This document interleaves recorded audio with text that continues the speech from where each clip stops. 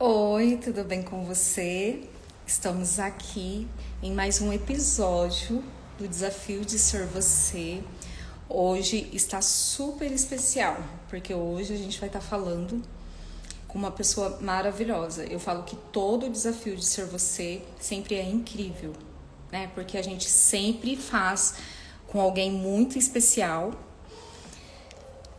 E quando a gente fala que todos nós somos pessoas únicas, então, todas nós somos pessoas especiais, somos pessoas magníficas e cada uma de nós temos nosso diferencial. Então, hoje nós estaremos aqui com a Geisa, né? Ela já chegou. Oi, Sabrina, tudo bem? Deixa eu já enviar o convite aqui para a Geisa, para ela já entrar com a gente.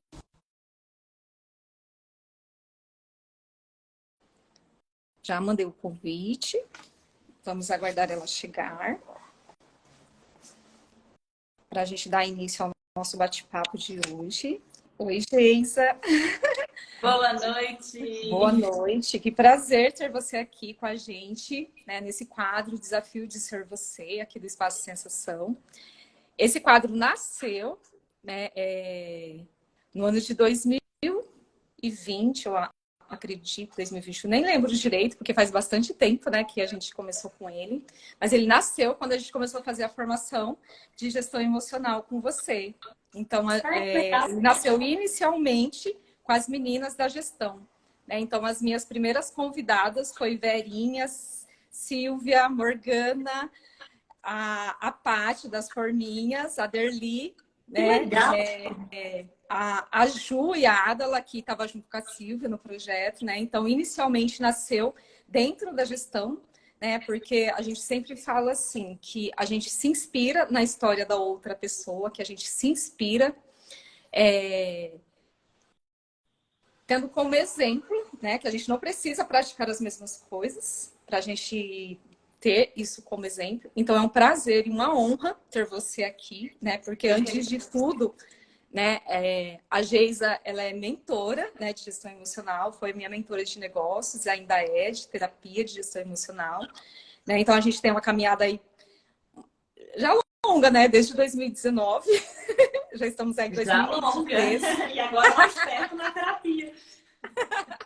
né? Mas é assim, quando a gente conhece, a gente quer para a vida, né? Então, seja bem-vinda, né, no nosso episódio. Hoje a gente está no episódio número 13, se eu não me engano, né, do Desafio de Ser Você. E hoje a estrela principal é você. Então é uma honra ter você aqui dividindo um pouquinho com a gente da sua vida, da sua experiência e de tudo que é a gestão emocional, né, no desafio de ser quem nós somos. Que coisa linda. Obrigada. Vocês estão me ouvindo bem, gente? Só me dá um feedback. A Lai já mandou aqui coraçãozinho. O Rodrigo entrou. Quem está me ouvindo Sim. bem, só me dá um feedback aí. Seja bem-vinda, Rosângela, Adriele, Elisete, Marilyn, a Sabrina, que já entrou, a Lai, né, Daniel, o Rodrigo, olha, o Rodrigo fez gestão com a gente, Alex, o Alexandre, Renata, sejam todos bem-vindos, né? Hoje a Geisa está aqui no nosso quadro Desafio de Ser Você, dividindo um pouquinho da experiência dela e de tudo que ela já ensinou para a gente na formação, né, de gestão emocional, no desafio de ser quem nós somos. Então, conta pra gente quem é Geisa Dourado. Tá bom, meu amor, vou falando, mas aqui não apareceu que tá notificando o pessoal do meu Insta. Eu acho que eu tô com um problema na conta, mas não tem problema. Aqui não Tá, apareceu. quem puder compartilhar, vai compartilhando a sua Isso, eu ia live, falar né, nos isso, vai grupos. compartilhando, porque eu tô acompanhando aqui e realmente não tá notificando. Eu tô com um probleminha na conta, então talvez a gente não consiga trazer as pessoas. Oi, Fran, seja Deixa eu bem-vinda. colocar aqui no grupo, eu tô compartilhando aqui. Tá, então vamos lá. Quem é Geisa Dourado, né? Falar um pouquinho. Ah, notificou, Rodrigo? Obrigada pelo feedback. Aqui para mim não tá aparecendo. Quem é Geisa Dourado, né? Geisa Dourado é uma menina, assim como todas vocês, né? E o Rodrigo, um menino, que com o passar dos anos descobriu que a nossa idade biológica não diz muito sobre a nossa maturidade, né? Então, às vezes, a gente passa muito tempo preso num corpo de adulto, mas muito refém dessa criança que a gente tem, que a gente traz e que a gente não conseguiu ainda fechar todos os nossos, as nossos medos, as nossas fraturas, o nosso processo em si de individuação. E em 2017, eu tive a oportunidade de entender um pouquinho mais sobre o que hoje, para mim, é a minha grande paixão, que é gestão emocional, que está dentro da inteligência positiva, né? Que comecei ali sobre os sabotadores, entender um pouquinho o que era, um pouquinho de constelação. E aí, naquele momento, eu percebi que eu não era mais potência, nem como filha, nem como esposa, nem como empreendedora. Boa noite, Ri. Nem como mulher. Eu não era mais potência porque eu mesmo limitava esse processo. Então, eu conseguia ter excelentes resultados, né? No profissional, me portando ali como filha, como irmã, no meu relacionamento, mas aquilo era muito difícil, era muito pesado. Literalmente a frase era: como é difícil ser eu. E eu olhava para tudo aquilo, Janete, e eu falava: gente, mas não tem do que reclamar. Porque ora era o financeiro, ora um problema com a mãe. De verdade, de maneira geral, eu não tinha uma vida ruim. E aí aquilo, em 2017, começou a me abrir para reflexão. Eu digo que eu sempre fui muito de questionar a vida, né? As perguntas filosóficas vivem em mim. Eu sempre me questionei muito. E eu falei: olha, chega um momento onde eu preciso fazer essa reconexão comigo. Eu preciso viver a minha vida, eu quero continuar sendo potência, mas eu preciso ter uma relação íntima comigo, prazerosa. Porque muitas vezes eu falava sim para alguém querendo dizer não. Muitas vezes eu passava horas dizendo que eu amava fazer o que eu fazia, mas no final do dia eu estava esgotada. Muitas vezes eu estava em família e aí parecia um vazio mesmo, rodeado de pessoas. Então alguma coisa estava acontecendo e foi quando chegou para mim o primeiro curso, né? Eu fiz com o Michel, meu mentor, de autossabotagem. Naquele momento eu falei assim: Michel, tem um problema. Eu estou trabalhando, eu sou nutricionista, eu atendo hoje como analista comportamental, eu já fiz uma formação de coach, mas eu não faço o que esse povo faz. E ele falou assim: como assim, Geisa? Eu tô fazendo umas paradinhas diferentes. Ainda não existia a Jennifer, não, mas eu faço umas paradinhas diferentes.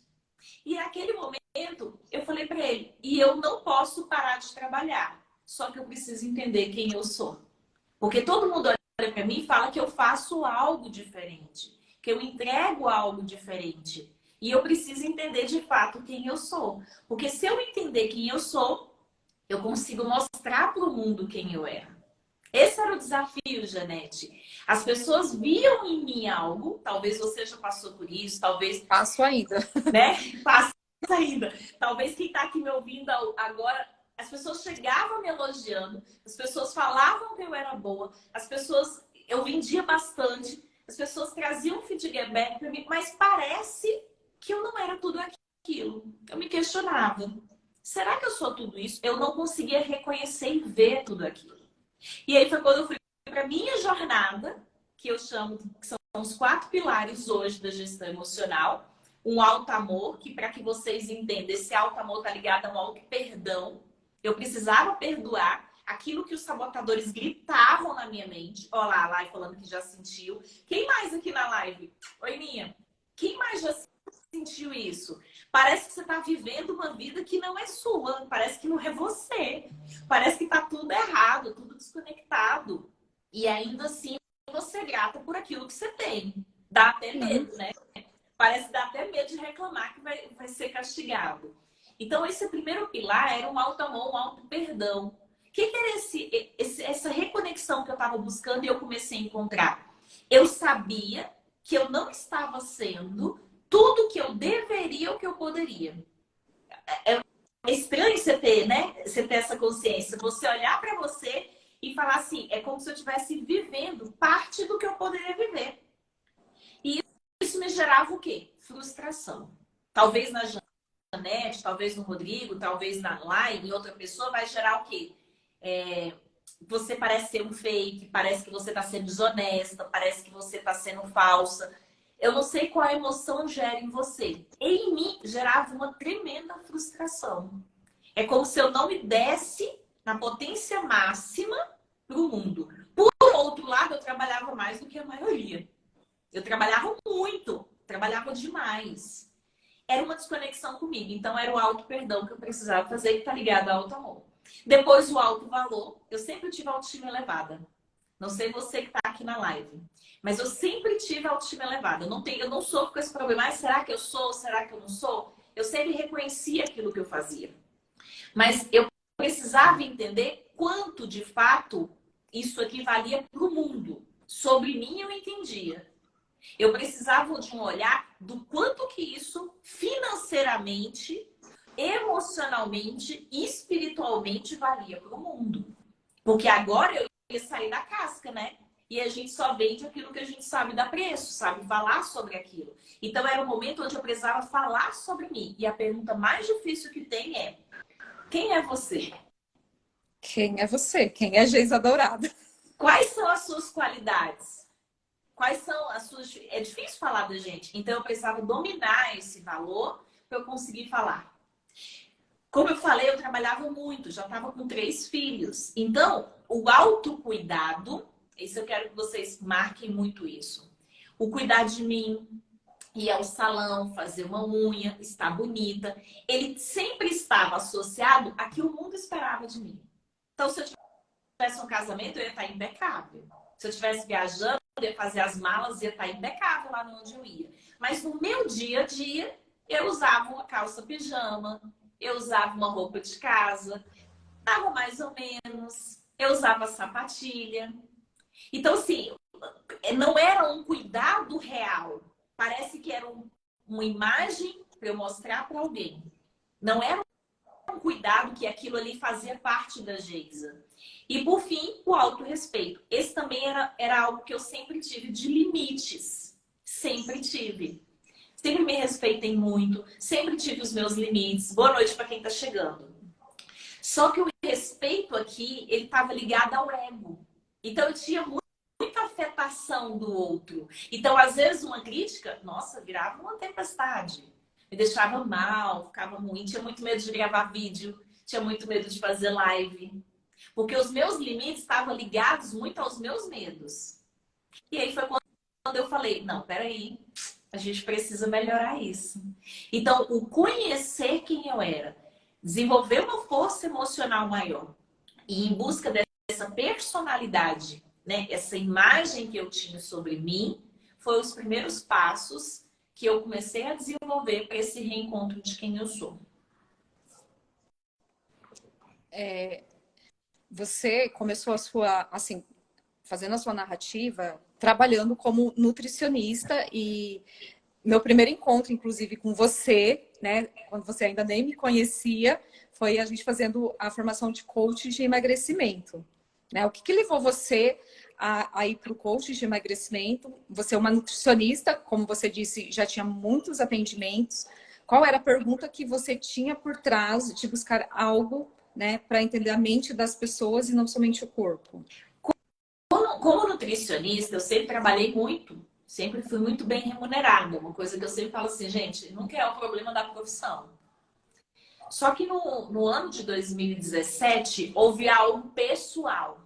Então, pessoalmente, a gente, do nada, eu estava com um bebê de 4 meses no colo. Meu marido descobriu um nódulo no rim. E eu já tinha vivido o câncer da minha mãe, câncer de mama, e minha avó teve câncer de intestino. Então, câncer era algo que vinha. E ao descobrir meu esposo, jovem, com um nódulo, o nódulo no rim, só 5% dos nódulos no rim, eles são benignos. 95% ele é maligno. Hoje, inclusive, saiu um post que eu conto essa história. E aí, quando ele chegou em casa de uma consulta normal, ele virou para mim e falou assim, eu tenho um nódulo, o médico falou que eu tenho que tirar o rim.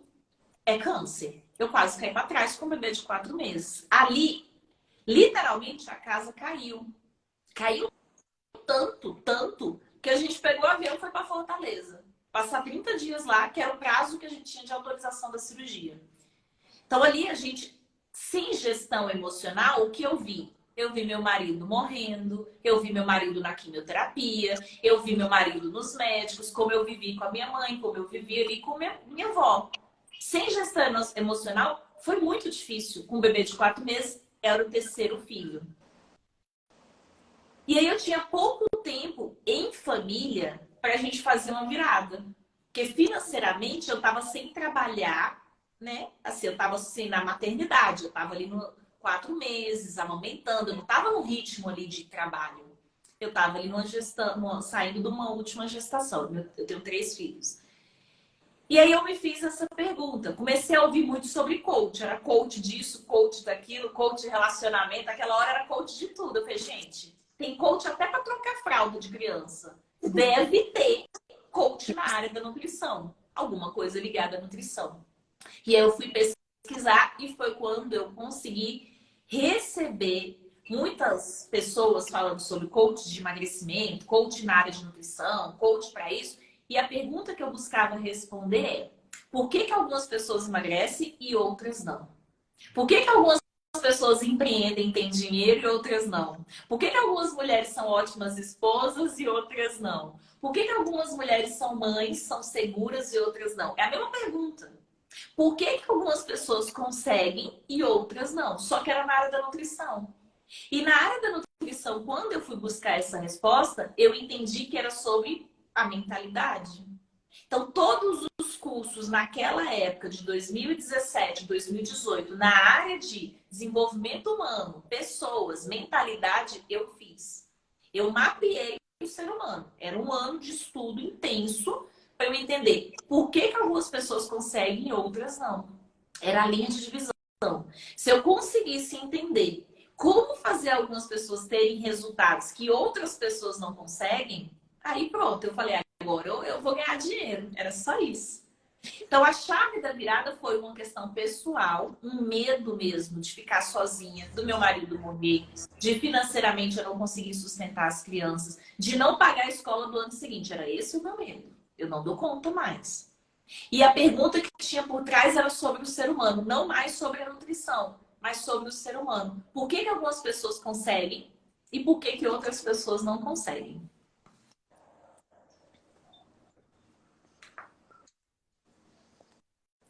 Aí eu lembro que para mim também foi muito isso, que na época eu trabalhava também com grupos de emagrecimento, e aí eu tinha clientes que emagreceram 30 quilos, e aí um ano depois já estava com esses mesmos quilos, eu ficava assim, nossa, mas a pessoa conseguiu alcançar um resultado assim que as pessoas olham e invejam, e de repente ela tá com aquilo de novo.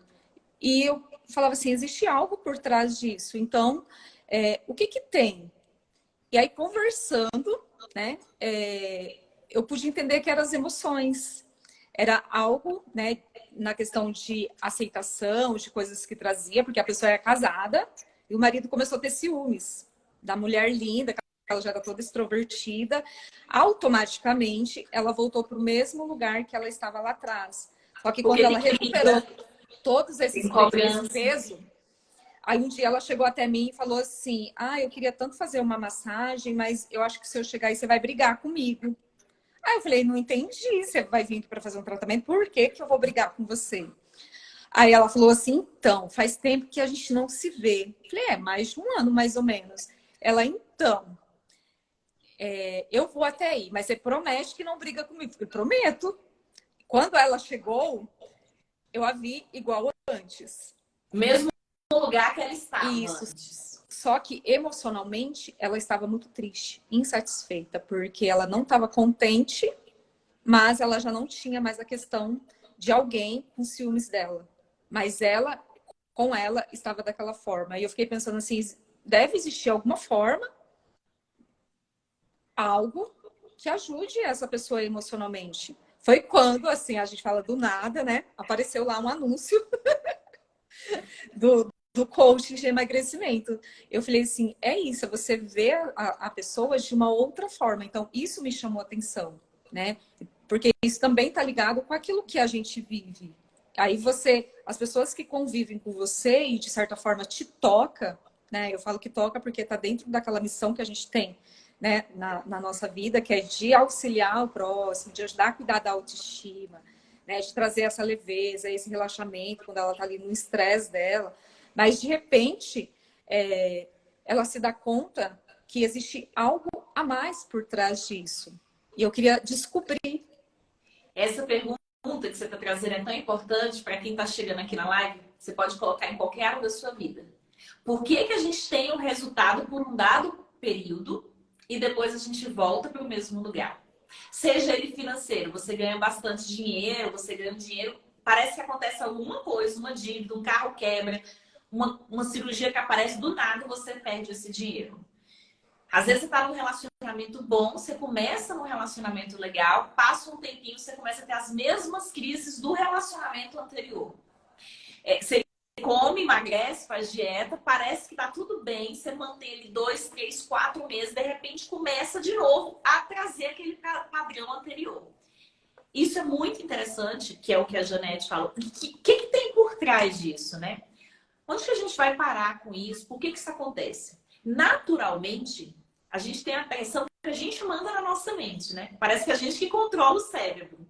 E eu sempre brinco que a gente é controlado pelo cérebro até que a gente amadureça.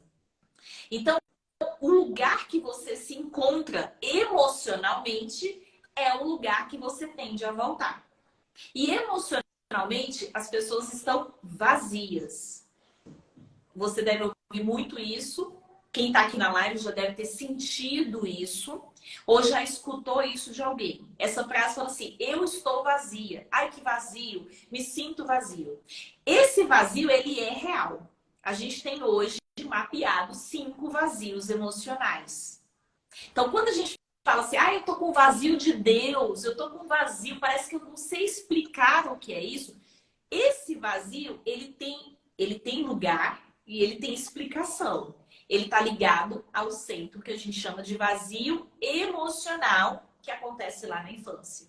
Então, só para a gente entender aqui, quando você pensar agora em você, quando você pensar no seu corpo, você vai lembrar do corpo, mente, emoção, espírito e o corpo físico, que é a matéria, é o que eu estou pegando aqui, meu cabelo, meu rosto. Quando a gente pensar a partir de hoje em você, que é onde a gente começa a responder quem nós somos, eu tenho que pensar nesses 4 lugares. O corpo físico foi alimentado, foi cuidado. Quando a gente nasce, a gente é muito frágil. Papai e mamãe estão lá para dar comida, para trocar a fralda. Ele tem uma garantia de sobrevivência física. Quem está aqui na live, eu vi na live, está vivo, sobreviveu. Bem ou mal, né, Janete? Chegou aqui, sobreviveu no físico. O mente, que é o mental, ele está muito ligado a intelectual. É o que você aprendeu na escola, aprendeu com a sua família. É o cognitivo, é o que você passou a vida estudando e aprendendo. E querendo ou não, esse aprendizado a gente também tem garantido. É inclusive garantido pela Constituição, é um direito disso. Então, você não precisa se preocupar, quem está aqui na live hoje com a Janete, com o seu corpo físico inicialmente, nem com o seu corpo intelectual, que é o mental, porque necessariamente na vida, pra você chegar até aqui, as pessoas cuidaram dele. Bom, ruim, mas cuidaram. Agora, a gente esquece os outros 2, que é o espiritual e a gente esquece o emocional. E se eu pensar em cérebro, quem tem maior domínio hoje de decisão, de poder de decisão sobre nós, é a mente e a parte da sua mente emocional. Porque ela não foi olhada, ela não foi trabalhada, ela não foi treinada, então ela tá ali. E ela é muito forte, porque ela tá ligada não só com emoção, mas até com instinto de sobrevivência. E lá que se esconde os vazios. O primeiro é o vazio de conexão e pertencimento. Então você passa a vida inteira, a depender da família a qual você vem, dos fatos os quais você viveu, das fraturas a qual você sofreu, você passa a vida inteira lutando com esse vazio, o vazio de conexão e pertencimento. Você já deve ter sentido, em algum momento, quem está aqui com a gente, comigo, com a Janete, a necessidade de você pertencer a algo. Parece que você precisa pertencer àquela família, você precisa pertencer ao seu marido, relacionamento, você precisa pertencer àquele grupo, à vizinhança, ao corpo da igreja. Parece que é uma sede que você tem. Por que que isso acontece? Porque lá atrás isso não foi fechado.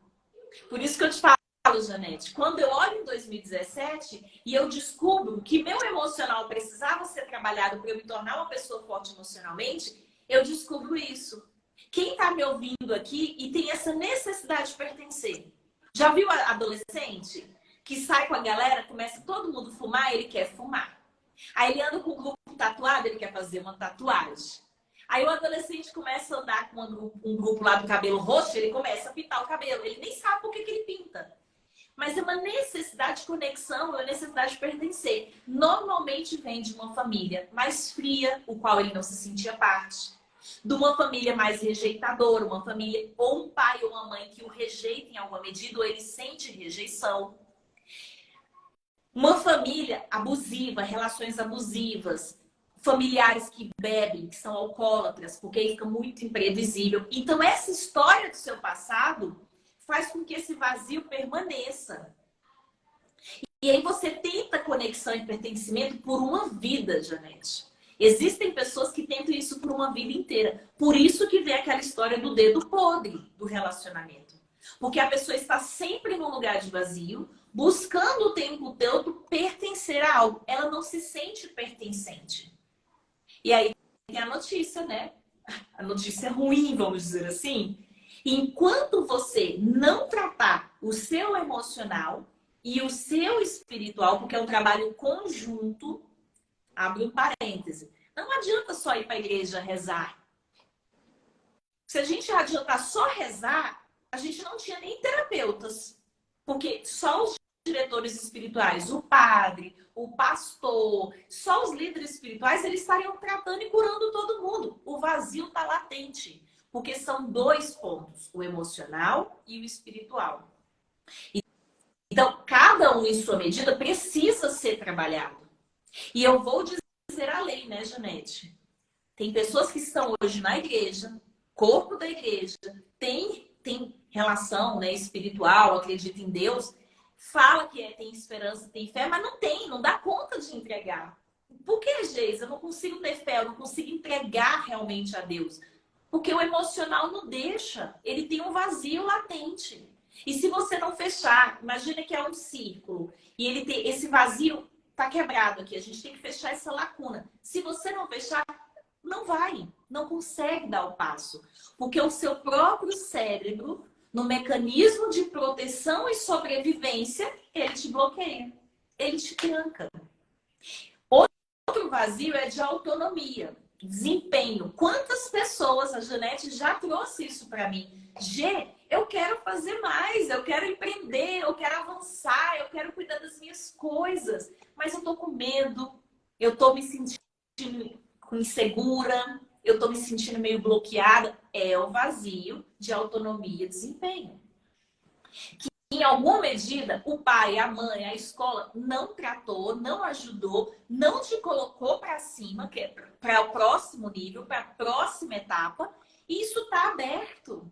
Não foi trabalhado. Então, a insegurança, o fracasso, o emaranhado, a vulnerabilidade, a falta de ação, a falta de fazer as coisas é porque está aberto, está lá atrás. Então, uma pessoa que está se sentindo insegura, que está fracassada na vida pessoal, profissional, ela tem que olhar para aquele vazio que ficou lá atrás. Porque senão toda vez que ela tentar dar o passo, ela não avança. É instintivo, é protetivo. Aí eu vou falar, Geisa, de onde é que vem isso? Por exemplo, uma família super protetora. Uma mãe muito controladora, que não permite o indivíduo, a criança lá do passado, que ela desenvolva a sua autonomia, a sua independência. Se ela nunca foi permitida, ela foi trancada por uma família superprotetora, por uma mãe ou um pai muito controlador, ou até em casos de novo, de alcoolismo, de abuso, de violência, esse lugar que você precisa de desempenho e autonomia não foi tratado, não foi ensinado. Por isso que a gente fala muito na gestão, né, Janete? Não negocie com a sua mente, treine a sua mente. Porque na hora que essa dor... Isso. Na hora que essa dor vem, Janete, faz a live. aí ela tem um vazio aberto de desempenho e autonomia, devido a uma família super protetora. Gente, vai ser uma violência para ela fazer a live. Essa mulher vai ficar roxa, amarela, tremendo, gaguejando, insegura. Vai causar tanto mal-estar que o próprio ato de fazer a live no presente, agora, ele já gera uma nova fratura emocional e um novo corpo de dor. Pode saber que vai fazer a live e nem dorme. Isso. Nem dorme. E aí fala pra mim, uma pessoa que tá ansiosa, insegura, vulnerável, ela realmente vai chegar aqui na live, alguém vai ouvir a live dela, vai falar, nossa, eu vou comprar essa pessoa. Não, ela vai olhar pra Janete e vai ver o quê? O vazio. É por isso que algumas de vocês, quando procura eu, quando procura a Janete, chega pra mim e fala assim, Geisa, mas eu tô fazendo tudo no meu relacionamento. Eu tô fazendo tudo no meu profissional, eu tô fazendo tudo na maternidade, mas quando o outro olha pra ti, ele não tá vendo você. Qual o tema da live? Qual o tema da live? O desafio de ser você. Ele tá vendo o quê? Ele tá vendo o seu medo, ele tá vendo a sua insegurança, ele tá vendo a sua vulnerabilidade, ele tá vendo os vazios que você não consegue fechar. Porque não basta ser adulto, comecei a live dizendo isso. Não basta ter estudado, não basta estar casada. Essa jornada, quem vai fechar é você. Às vezes, eu, Janete, como gestora, como terapeuta, às vezes a gente tem um caminho, às vezes a gente tem ferramentas, a gente às vezes tem uma forma de condução. Mas quem bate e fala assim, olha, a partir de hoje eu fechei esse vazio, é você fazendo algo. Anota isso. Não é você pensando algo. Não é você planejando algo. Porque aí lembra quando eu falei pra você? Por que você se sente falsa, uma falsa? Por que você sente um fake? Por que você se sente desonesta? Por que você se sente frustrada? Porque, cara, na conversa íntima com você, face a face, olho no olho, né? Você e você mesmo, você sabe que você Você não só dá ouvido está para quem tá te sendo. acusando ali, falando assim, não é bem isso, hein? Aí eu falo assim, será? Acho que não é mesmo. Você sabe que você não está fazendo o que você poderia ou o que você deveria. Você sabe que você não está fazendo. Quando a gente briga com alguém, uma mãe, um pai, um filho, um marido, a gente não está brigando não é pelo que ele está falando. A gente está brigando porque ele só confirma o que a mente está gritando. E aí você não tem força para dizer o contrário. Porque lá dentro, esse conflito emocional já está batendo de muito tempo. Ou, vou pegar um caso para a Janete poder falar, tem 5 vazios, a gente pode ir citando, que foi um caso de hoje. A fala de uma das meninas que fez terapia hoje foi: eu só brigo quando eu estou na casa da fulana. Era a sogra dela. Só brigo quando eu estou lá. Aí eu acolho, eu ouço e falo assim: eu preciso te ajudar. Porque como sua terapeuta, eu posso lhe afirmar que eu lembro de no mínimo 6 brigas sem você estar na casa da sua sogra. Olha, quando você acolhe com amor, você pega essa pessoa e fala assim, vamos contar essa história de verdade? Porque na hora da dor, ela queria achar alguém, olha o que você faz na hora da dor. Alguém para resolver a minha dor ou um responsável pela minha dor.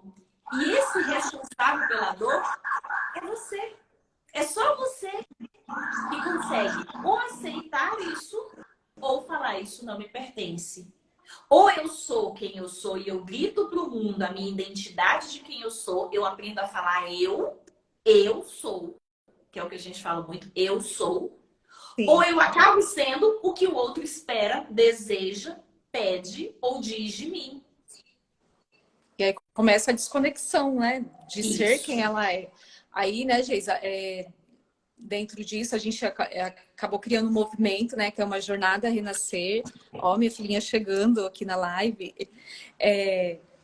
Que a gente fala exatamente disso, coisas que a gente também trouxe lá da gestão, né? Tudo começa em nós, tudo começa em você, né? Como você falou, assim, dos vazios, né? Em que momento na sua vida você percebeu que existia esse vazio, que você precisava olhar para esse vazio na sua vida? Que momento teve esse momento que você falou assim, olha, realmente eu não não estou sentindo essa conexão, eu realmente estou vendo esse vazio emocional.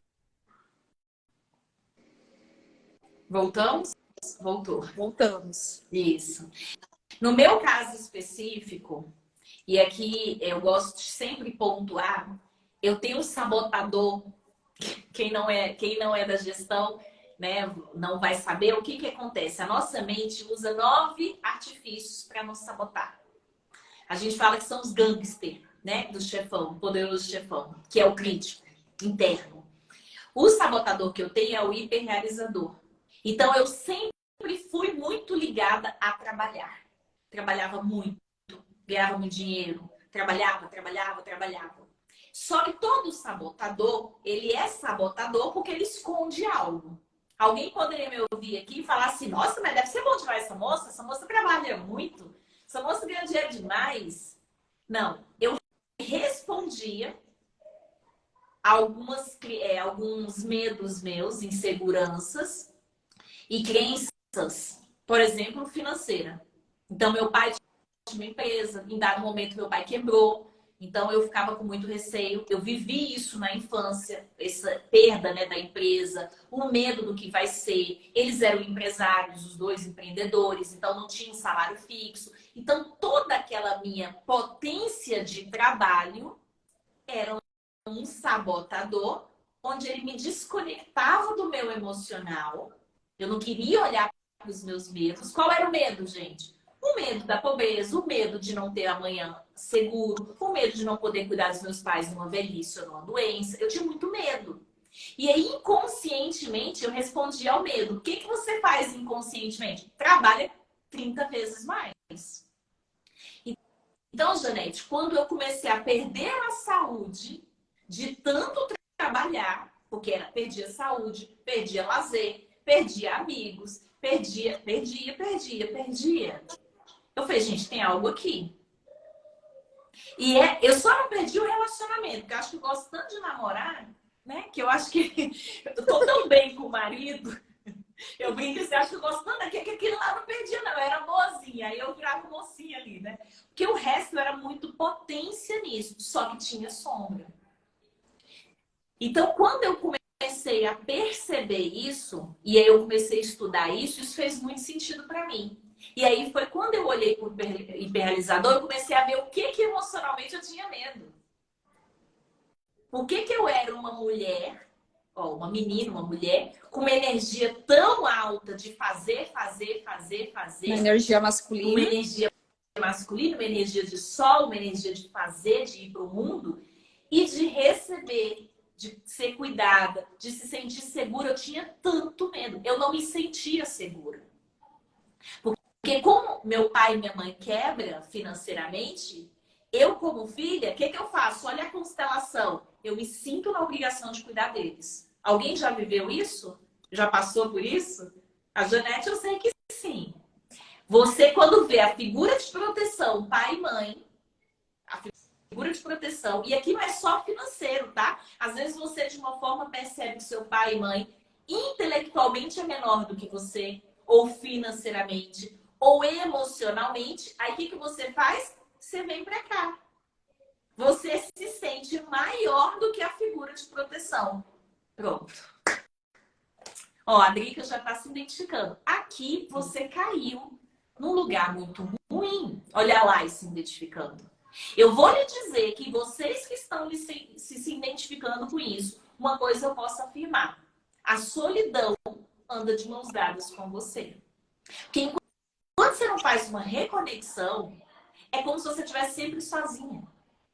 Porque você olha para a figura pai e mãe, ela só tem 2 lugares na sua vida. Ou você se acha maior e aí você tem que salvar e cuidar, ou você tem medo de se tornar aquelas pessoas. E aí você rejeita do mesmo jeito. Você não se sente protegida. Porque é sempre essa relação da constelação. Ou eu reproduzo, ou eu rejeito. Ou eu reproduzo, ou eu rejeito. A prova disso, que eu sempre vi meus pais juntos. Meus pais até hoje vivem juntos. Mas eles tinham muito problema de comunicação. Pensa, água e vinho muito difícil da comunicação. Então, era brigas por nada, nada. Parecia, eu não vou nem dizer a quarta série, Janete, eu vou dizer o segundo ano, sabe? Segunda série.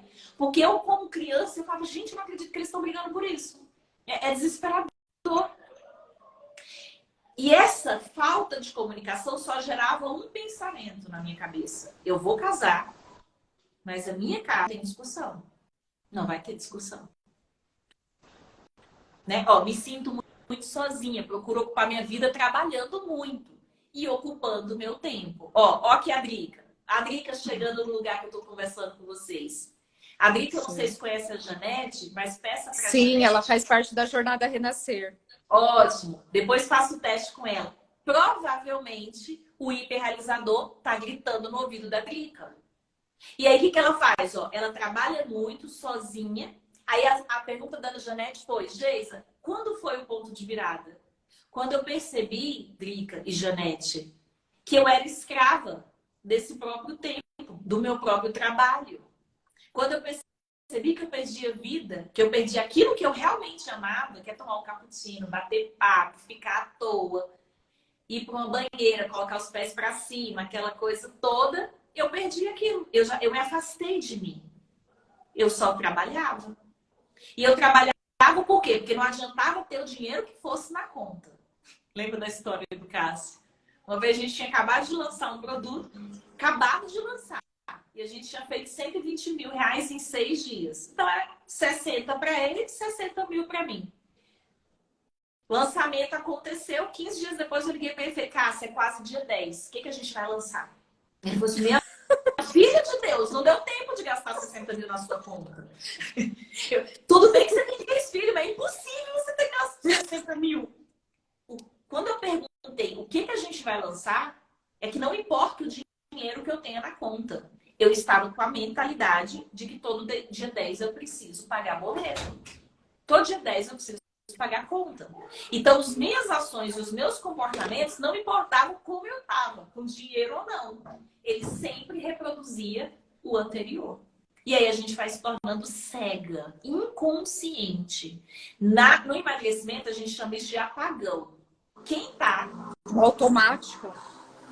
Quem tá aqui me ouvindo e tá 8 quilos ou 10 quilos acima do peso, eu duvido que você saiba me contar como é que você ganhou 10 quilos, ou 15 ou 20. Você lembra de quando você era magra e vestia 38 e você lembra do número 44. É como se você tivesse, a alma saiu do corpo. A alma saiu do corpo. Lá a gente vai fazer uma live. Uma live também, vamos fazer uma live. Vamos fazer. Então é esse apagão é o momento que o seu cérebro começa a responder literalmente aos seus sabotadores, o seu medo, a sua insegurança. Ali você está perdendo o jogo feio. Feio. Dali para frente é ladeira abaixo. E aí, literalmente, o que você começa a fazer? Tudo isso que eu tô falando com você e a Janete, a gente tá no emocional. Aí o que você começa a fazer? O corpo físico adoece. O corpo espiritual adoece. Porque diante do caos, de tudo dando errado, muito difícil você continuar ligado a Deus. Eu vou falar o que eu falei para a Janete está até aqui. A gente estava em atendimento hoje, na terapia. E para quem não me conhece, não sabe dessa história, mas o meu irmão foi baleado, 7 tiros. E eu chegava e saía dos hospitais, durante 7 meses ele ficou internado, todo mundo desenganou ele. A vida dele hoje é um milagre, ele está vivo. É um milagre comprovado. E todo mundo falava que ele ia morrer. Os médicos, os exames, ele teve parada cardíaca, ele teve dilatação da pupila, o pessoal falava que era morte cerebral. Tudo. Ele passou 3 meses em coma. Tudo levava a crer que esse menino ia morrer. E o que acontecia? Eu não conseguia gritar mais alto do que meu medo. Eu não conseguia. Tinha dia que eu vi meu pai desesperado, minha mãe desesperada, meu irmão para mim era um filho. Eu não conseguia. Aí eu falo pra Janete, o que eu fazia? Eu pegava o terço, tava aqui na minha mão todos os dias, todos os 7 meses. Eu pegava o crucifixo, eu segurava o crucifixo e eu ficava assim, o que você tem hoje? O que você tem hoje? O seu irmão tá vivo. E eu ficava bem assim, o seu irmão tá vivo. Fala em voz alta. Alguém te ligou dizendo que ele tá morto? Alguém te pediu um atestado de óbito? Não, ele tá vivo, ele tá vivo. Eu gritava tanto isso, mas era só para eu marcar a presença. Porque que a gente se perde no nosso pensamento. Esse é o maior lugar de caos. É esse o lugar que a gestão emocional atua. Porque a gente se perde na mente da gente. A vida real é diferente da vida que a gente está pensando. E eu ficava gritando, gritando e pegando o texto. Era a única coisa que me fazia voltar para a realidade e dizer assim, mas ele está vivo. Porque até para comprar caixão, me chamaram para eu comprar o caixão. E aí é o que vocês muitas vezes fazem. A vida de vocês pode estar até caos, tá um caos, tá? Mas o que acontece? Você se desassocia da realidade e fica preso na sua mente. Eu falo muito dessa questão, né? Da gente se tornar presente no momento presente, né? Eu, inclusive, falei isso hoje no atendimento. Eu falei assim, a gente fica muito... Eu falei assim, muito olhando lá para trás, o que aconteceu ontem, voltando esse olhar lá para frente. Eu falei assim, mas o único dia que você está presente é onde seu corpo está. Não onde seu corpo está, é no hoje. Aí eu falei assim, mas amanhã eu falei assim, eu até hoje não conheci ninguém que chegou no amanhã. A pessoa, não, claro que chegamos, discordando de mim. Eu falei assim, tá, seu corpo estava lá? Sua mente pode até estar, mas o seu corpo estava onde? No agora. Quem que realiza as coisas é seu corpo. Então, a sua mente tem que estar conectada no hoje, no agora, né? Eu posso lembrar de ontem? Posso, devo, né? Eu tenho que refletir e programar lá na frente? Posso. Mas o meu foco é no agora. Eu tenho que estar presente. Quando você fala isso, que você segura o crucifixo, nesse momento você está apertando ali para você, né? Foi uma âncora, né? E eu estado senti, de presença. às vezes eu estou pegava, presente nesse momento. O que eu tenho agora? O que eu posso fazer agora? às vezes eu pegava, batia ele na mão para sentir a dor. É a mesma coisa que você pegar uma água gelada. Você sente aqui, você naturalmente seu corpo volta. Você segura aqui o gelo, você põe o pé no chão. Eu precisava voltar para o presente. Porque a Janete falou, é brilhante. A gente hoje, de forma terapêutica, a pessoa que está no passado, ela está em depressão. Ponto. A pessoa que está olhando e vivendo as memórias do passado, ela está em depressão. Porque ela não está no presente. Ela passa o presente dela deitado na cama ou no sofá, fazendo uma leitura do que era, do que ela se arrepende, do que poderia ter sido. E quem está sempre no futuro, ela está ansiosa. Ela está sempre ansiosa. Eu conheço uma pessoa que hoje é terça-feira. Ela só conversa comigo o que vai acontecer na quinta. Eu fico completamente desassociada. Porque eu falei, gente, eu não sei nem se eu tô viva até quinta. A pessoa só conversa comigo, tipo, 2 dias antes. Então, ela tá no presente, mas ela só está pensando e vivendo a angústia da ansiedade 2 dias antes. 2 dias que ainda vão acontecer. Geisa, conta aqui pra gente qual foi o maior desafio seu, emocional e espiritual, o como você se sentiu na sua vida, desde a sua infância até hoje. Qual foi o que mais te desafiou a ser quem você é hoje? A situação que eu narrei do meu irmão. Se vocês entrarem no final da live no meu Instagram, vai ter um post onde eu falo do que eu vivi, né? As maiores histórias de desconexão. A primeira foi com meu pai. Meu pai teve uma doença muito grave, eu tinha 17 anos. E ele, do nada, adoeceu, encefalite, é uma inflamação do cérebro. E ele começou a esquecer família, números. Até que um dia eu entro no quarto dele, eu tinha 17 anos, ele estava preso dentro do corpo dele. O cérebro inflamou, ele estava preso. Ele não respondia, ele não se mexia, ele não fazia nada. E aí eu comecei a apertar a mão, porque o único movimento que ele fazia era esse, sem parar. Por minutos ali, ele só ficava assim. Eu comecei a apertar a mão dele e falei, pai, se você estiver me ouvindo, aperta a minha mão 2 vezes. E ele apertou. Aí ficou claro pra mim, meu pai tá preso dentro do corpo dele. Não tinha movimento, ele não andava, ele não falava, ele não se mexia, só esse movimento. Ali foi desesperador, tinha 17 anos, ele foi pro hospital, internou, não voltava, minha mãe só chorava e a gente tinha empresa, tinha banca na feira, tinha funcionário, enfim. Foi um amadurecimento a nível de choque. Depois foi o câncer da minha mãe. Do nada cai aquele diagnóstico, sua mãe tem câncer de mama, eu estava grávida, então além de ter o problema, né, de receber a notícia de câncer, ainda estava emocionalmente num momento de gestação. Foi também muito desesperador. A gente, por mais que eu da área da saúde falasse, é da mama, se tirar a mama não faz falta. Mas era câncer, então a gente tem muito medo ainda desse processo.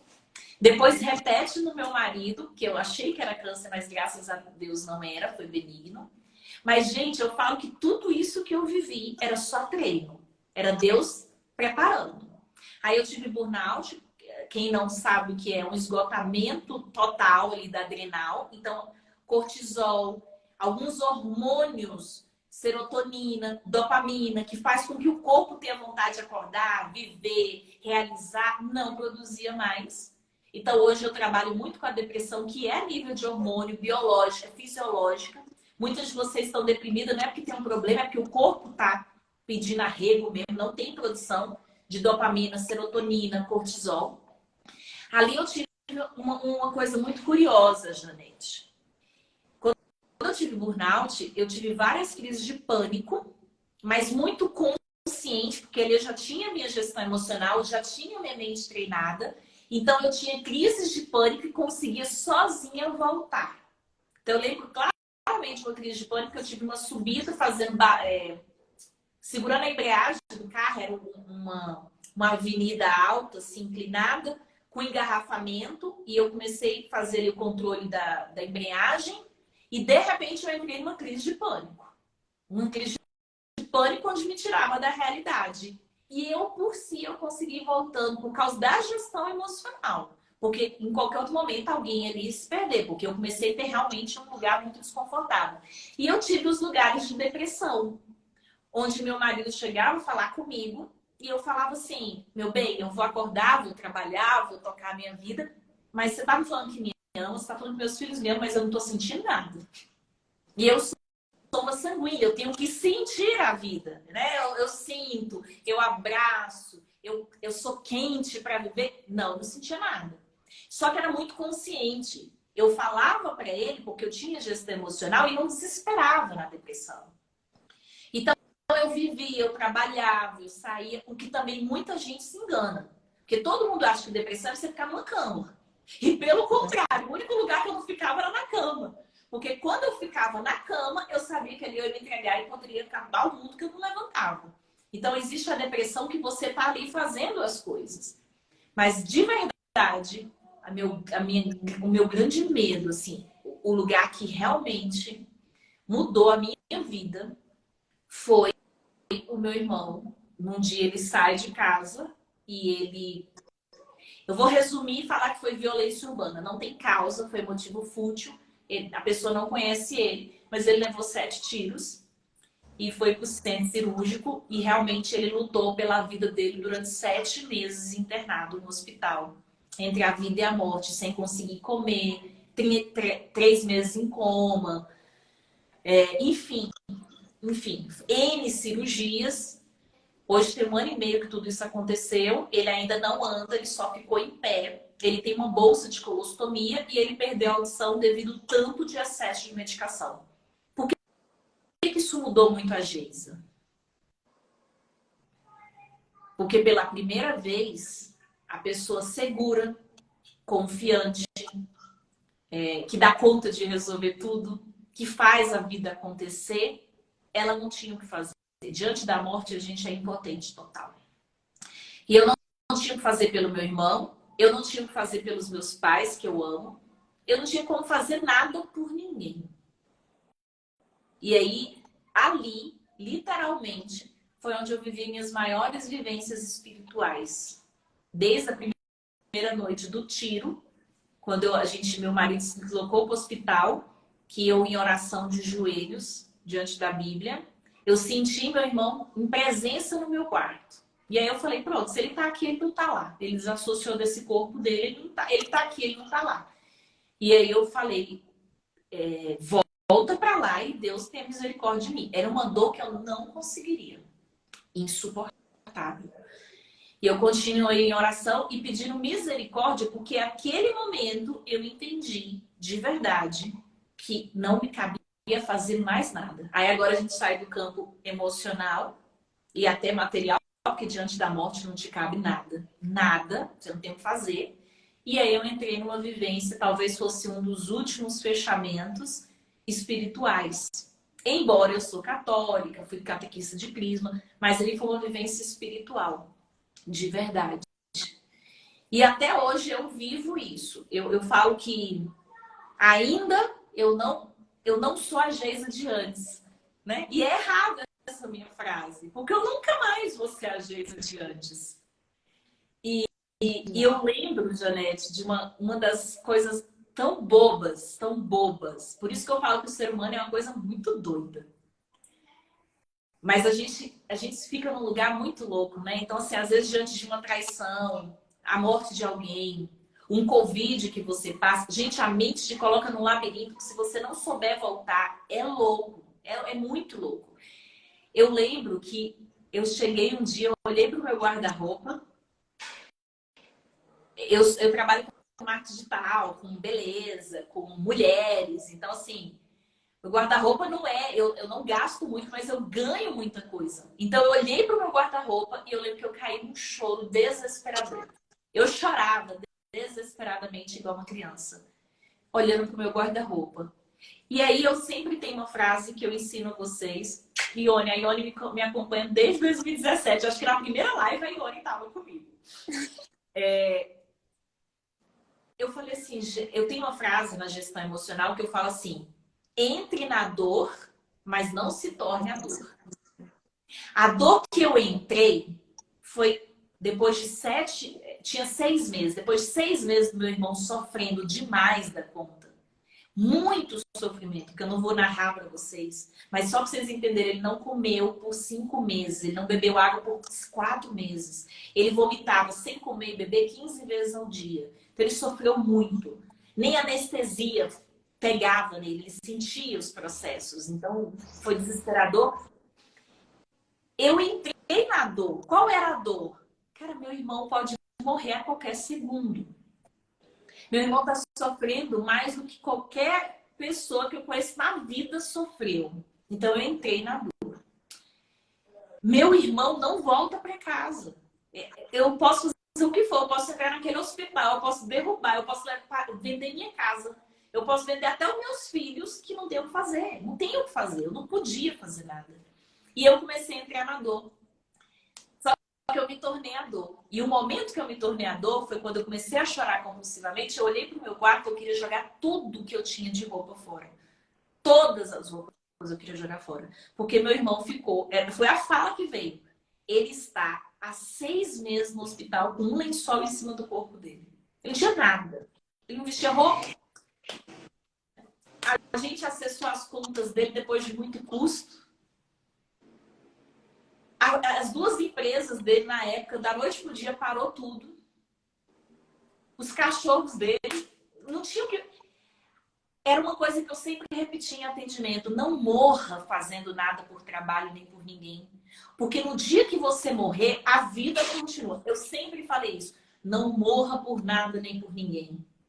Porque no dia que você morrer, isso aqui vai continuar. Não vai parar. A vida não para.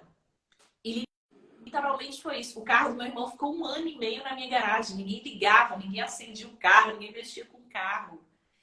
E aí, naquela hora, eu falei, gente, a gente é muito, muito frágil. Aí eu comecei, eu não preciso de tanta roupa. Eu não preciso de tanto livro. Eu não preciso de tanto anel. Eu não preciso de nada. Aí a única coisa que eu precisava de verdade, de fé e esperança. Era a única coisa que eu precisava. De fé e de esperança. Porque a única coisa que eu tinha em vida era o milagre acontecendo. Era confirmação diária de milagre. Confirmação diária de milagre, de milagre. E aí, naquele momento, eu soltei. Eu falei, daqui pra frente, Deus leva. E eu não tenho mais agonia, de ansiedade, de medo. E aí foi quando eu realmente falei, a vida do meu irmão, ela é de Deus. E eu não acreditar nisso e não ceder a isso é um nível de arrogância total. Assim, desconexão total da realidade. E aí foi no momento que eu comecei a aliviar. E aí as coisas começaram a voltar. Então eu falo para você, Janete, que o maior aprendizado que eu tive não foi sobre a morte acontecer. Porque se meu irmão tivesse morrido na noite do tiro, Eu teria enterrado ele, 7 dias depois é o prazo do luto onde você despenca, porque até os primeiros 7 dias você não sabe nem o que está acontecendo. 7 dias depois você cai, mas tinha passado. E aí, se você tá na minha live da Janete e você vive um luto eterno de alguém, eu vou te falar. Isso é uma desconexão com a sua espiritualidade com Deus, porque você não aceitou a história dessa pessoa na sua vida. Então, é desconexão com Deus mesmo. Você quer prender essa pessoa. E o outro problema, que ele é emocional, que você não aprendeu que a vida é sobre amor. E o que essa pessoa entrega para você em vida, ele permanece. Amor não acaba com o tempo, nem com a distância. É sobre amor. E toda vez que você se apega e não consegue soltar, você só está alimentando o seu corpo de dor. O que é o seu corpo de dor? A mania que o humano tem de apego. Você só vem para a vida para duas coisas: para amar e para aprender a desapegar. Se você não consegue aprender a amar e nem desapegar, a sua experiência como humano, ela já está comprometida. E foi isso, Janete. Eu desapego da história de querer salvar e eu que ele não pode morrer. E aí, nesse dia, eu falo, se ele morrer, é a história dele. Cabe a mim aceitar a história do meu irmão e o que Deus preparou para nós. A forma aí, como você reage, né? De joelhos eu pedia misericórdia, não leve. Ó, pelo amor de Deus, leve não.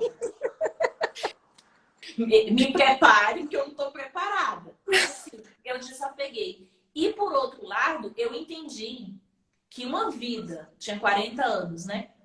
Uma vida em 40 anos, onde eu trabalhei excessivamente, produzi demais, atendi demais, onde tudo aquilo ali era meio irreal, no fundo, no fundo. É meio... O que a gente dorme, acorda e faz é meio irreal. Porque o que fica não é o material, é o imaterial. São as pessoas que você ajuda, são as amizades que você faz, é o amor da sua família, do seu filho, do seu irmão, é o ensinamento do seu pai, é o ensinamento de uma pessoa que você ama. O que fica é subjetivo, é imaterial de fato. São exatamente as nossas experiências, né? A gente não vai levar nada material, a gente vai levar somente as nossas experiências. Então, assim, tudo isso que você viveu ainda não define quem você é, né? Mas a forma como você reagiu às suas experiências é que te torna a pessoa que é hoje, né? Porque nós somos pessoas em construção, eu sempre falo que nós somos eternos aprendizes. Como você disse, né? Passe pela dor e não se torne a dor. Eu uso uma outra analogia, mas que significa a mesma coisa, né? Passe pela sombra, mas não se torne a sombra. Isso. Né? Então, assim, eu tenho um post seu, que inclusive você repostou ele nos seus stories do girassol, né? Que é muito isso. Você sempre gostou de olhar para o girassol e eu sempre tive paixão por girassol, né? E tem uma analogia muito bonita, né? Que a gente sente quando você olha para um girassol. O girassol, ele é movido de voltar o olhar dele para a luz. Isso. Só que você volta seu olhar para o girassol. Então, você é a luz. Né? Você está aqui hoje para fazer diferença na vida das pessoas, para tocar elas emocionalmente. Através disso, elas também viverem a experiência que você também já vivenciou na sua vida. Então, quando você passa pela dor, né, e se tornou o corpo de dor, nesse momento você se desconectou da pessoa que você é. E Deus veio de uma forma...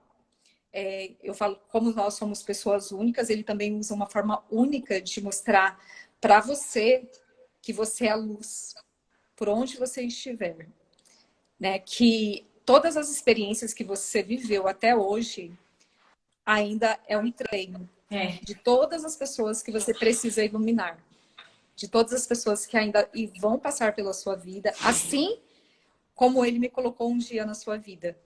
E assim como um dia ele me retornou de novo para a sua vida. Porque eu precisava da luz que você estava emanando. Porque no momento que eu cruzei com você, eu era o girassol em busca da luz. E você foi essa luz. Né? Então, é uma honra ter você aqui. né? Uma forma de honrar muito tudo que a gente viveu até hoje, né? Você foi minha primeira mentora. Eu tinha muito preconceito com essa coisa de mentor, muito, que eu não entendia. E no dia que você cruzou meu caminho, eu ressignifiquei muito isso. A gente sempre precisa estar acompanhado de alguém que possa nos direcionar, né? E todos nós temos nosso talento único. E aí, por mais que eu tente, como você sempre fala, né? Se inspire, mas não se torne a pessoa, né? Então, eu não tenho que me tornar cópia, eu tenho que me inspirar na Geisa. E eu me inspiro em você. Só que Deus me traz muito mais. Ele me traz um olhar de falar assim, olha, ela é tão incrível, né? Ela é tão magnífica, né? Que é aquilo que eu tento mostrar para todas as mulheres, que quando a gente se olha no espelho, a gente não nos vê verdadeiramente, porque a gente sempre está no nosso padrão de sabotagem, A gente né? vê E nós somos mais essa a luz. dor do que a gente, né? A gente vê mais a dor do que a Isso, beleza. isso. E aí, quando o outro olha para a gente, quando o outro devolve esse olhar para a gente fica assim, naquele momento que você fala, será que é isso mesmo? É isso mesmo.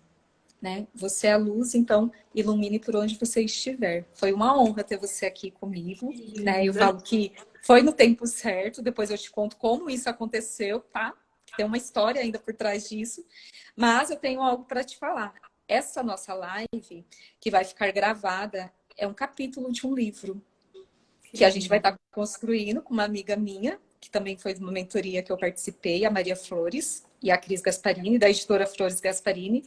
E todas as lives, né, desde o início que a gente começou, que nasceu através da gestão emocional, não tinha como ter um encerramento. Hoje você está aqui, é o encerramento de uma fase, porque vai começar uma outra, que você também faz parte dela, mas hoje eu estou honrando a sua vida, trazendo todas as suas mentoradas, que lá no início também fizeram parte e vivenciaram um pouco desse processo, daquilo que você dividiu com a gente, e vai se tornar um livro. Depois a gente vai estar passando isso, tratando dos termos legais, né, de um livro. Mas a sua história virou livro, no desafio de ser você. Vocês não sabem. Ai, meu Deus, eu falei que não ia chorar. Vocês não sabem como é lindo saber que quando eu tenho um encontro com vocês, vocês gestoras, vocês levam essa. Eu nunca falo que é meu método, né? Minha formação. Ela é nossa formação, porque eu cresço a cada encontro com vocês. Então não existe uma metodologia pronta, né? Ela acaba sendo a partir da história de vocês. E a história do meu irmão, dia 16 de dezembro, teve o julgamento da pessoa que fez isso com ele. E eu nunca olhei para esse rapaz. Eu nunca me preocupei em buscar no mundo quem atirou, o que fez. Meu pai perdoou essa pessoa em oração no segundo dia. Rezou todos os dias por ele. É lógico que a gente sabia que um dia ia acontecer isso, porque ele foi preso no dia seguinte. E ele não poderia fazer isso novamente, porque eu só estou falando do meu irmão, mas o amigo do meu irmão ficou paralítico para estar de cadeira de roda. E ele já tinha espancado alguém. Quando o mal existe, ele tende a ir piorando. Então ele espancou alguém, ele ficou impune, ele colocou meu irmão num lugar desse, não escuta mais para a vida toda, tá sem andar, tem uma bolsa de colostomia aos 32 anos, invalidez, que ele tem o que fazer em termos de empresas, ele perdeu tudo. O outro amigo está em cadeira de rodas, tinha filhos, não pode mais brincar com o filho, correr com o filho. Então a gente sabia que um dia ia chegar essa hora, mas eu nunca estive preparada. E dia 16 de dezembro eu vivi o pior dia da minha vida, eu digo. Não foi nem quando eu recebi. Talvez eu receber a notícia tenha sido tão desesperador que eu não consigo nem pensar. Foram 10 horas. E naquele dia, Janete, de julgamento, ele foi preso, foi condenado 30 anos, porque foi qualificado em tudo, motivo fútil, tiro a queima-roupa, meu irmão não tinha nenhuma condição de defesa. Naquele dia eu fiquei 7 dias na sombra. 7 dias na escuridão. Eu só me lembro de fazer uma coisa, parar no hospital e tirar minha foto do WhatsApp.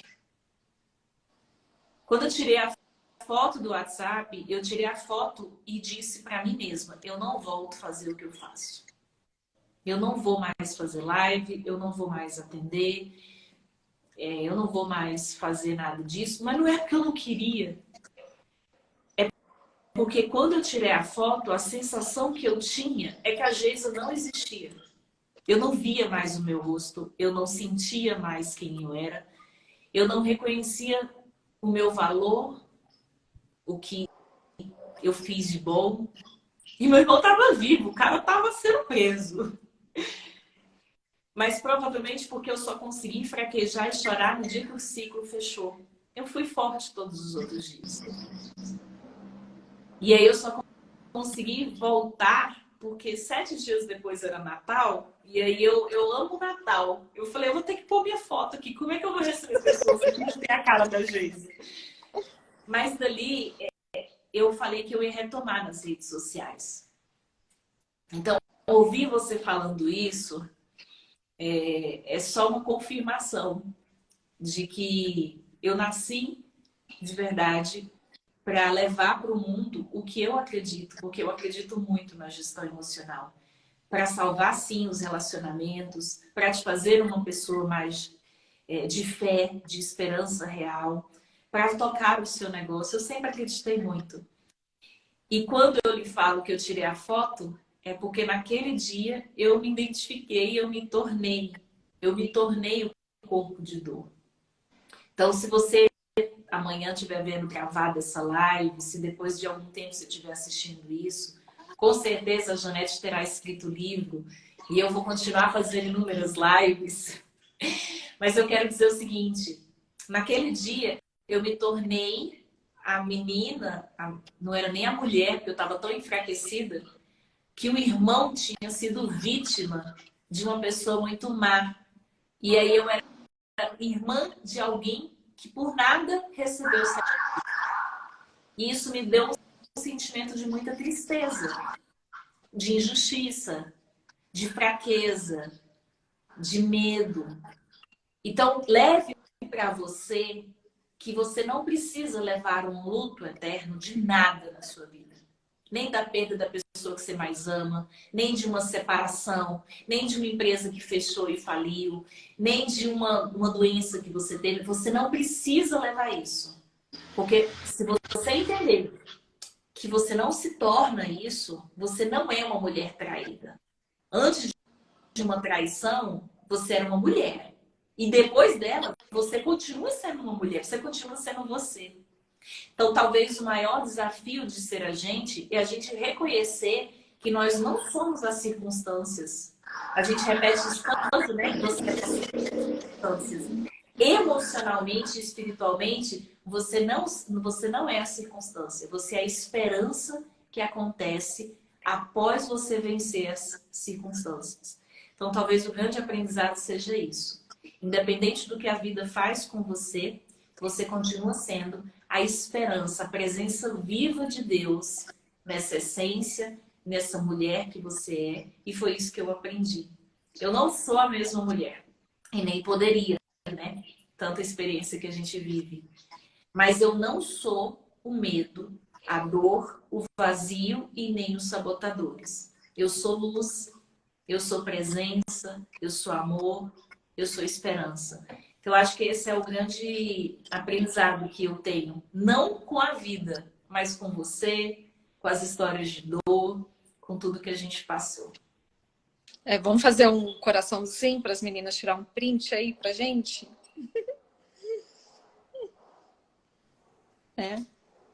Acho que foi, né? Muito obrigada, meu amor. Até.